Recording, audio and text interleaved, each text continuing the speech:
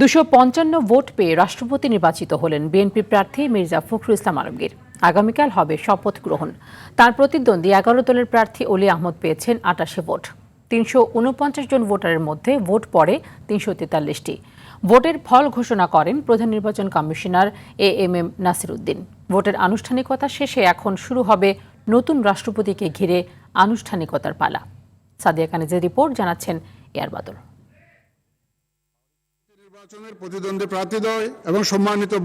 দীর্ঘ ৩৫ বছর পর জাতীয় সংসদ ভবনের অধিবেশন কক্ষে অনুষ্ঠিত হল রাষ্ট্রপতি নির্বাচন। একাধিক প্রার্থী প্রতিদ্বন্দ্বিতা করায় ভোটের মাধ্যমেই নির্ধারণ করা হল রাষ্ট্রের সর্বোচ্চ সাংবিধানিক পদ।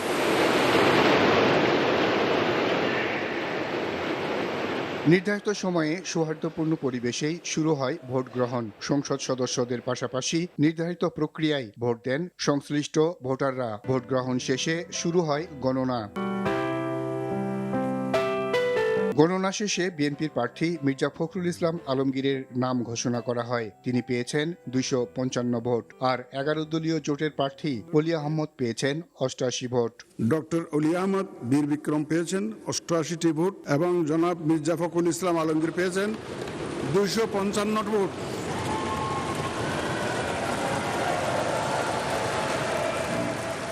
মোট ভোটার ছিলেন 349 জন। এর মধ্যে 6 জন অনুপস্থিত ছিলেন। আনুষ্ঠানিকভাবে ফলাফল ঘোষণা করেন প্রধান নির্বাচন কমিশনার এএমএম নাসির উদ্দিন।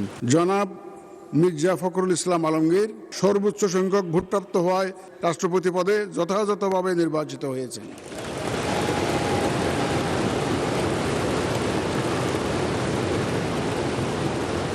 সিইসির রাষ্ট্রপতি নির্বাচনের ফল ঘোষণার মধ্য দিয়ে শেষ হয় দীর্ঘ প্রতীক্ষার অবসান। নতুন রাষ্ট্রপতিকে ঘিরে এখনো প্রত্যাশা, রাষ্ট্রের সর্বোচ্চ সাংবিধানিক পদে তিনি কতটা নিরপেক্ষতা, প্রজ্ঞা ও সাংবিধানিক ভারসাম্য বজায় রাখতে পারেন।